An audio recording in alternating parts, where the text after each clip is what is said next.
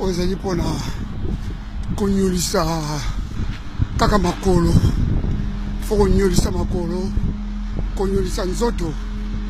po nzoto esengi mitimbwa fo ezalaka ntango nyonso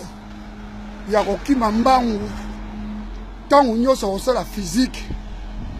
mpona konyolisa nzoto po mikuwa ezala kolongono nzoto mpe ezala kolongono yango esengi fo kosala sport biso toza bato oyo tozalaki bainstructeur commando tozalaki banyama na etumba esengeli toyikaka toujours piko ya kosala bacrosse bamaule mpona kokembisa nzoto toza kokembisa nzoto ntango nyonso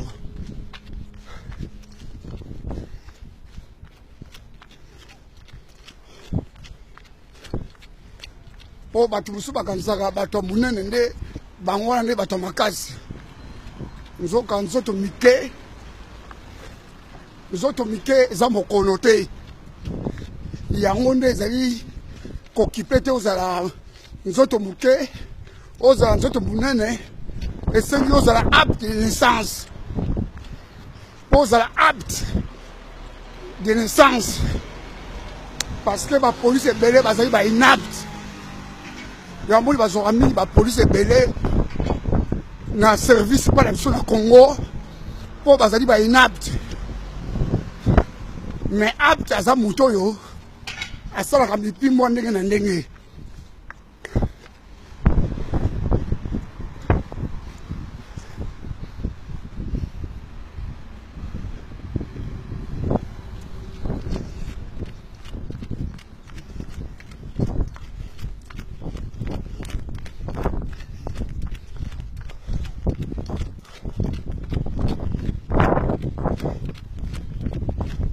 bambisu bakanisaka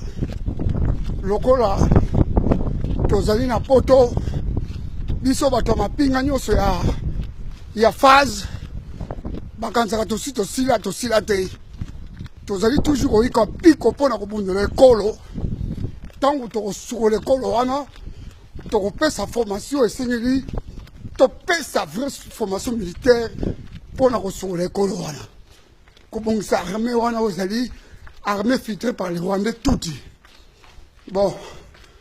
ingeta bandeko nyonso. Napimi ba ingeta. Na sala sport. Na kimi moke. Pona kolongola mbo. Ko kembisa makolo. Ko kembisa nzoto. Bino bato ya force armée. O bozali mapinga na kati ya Congo ya FARDC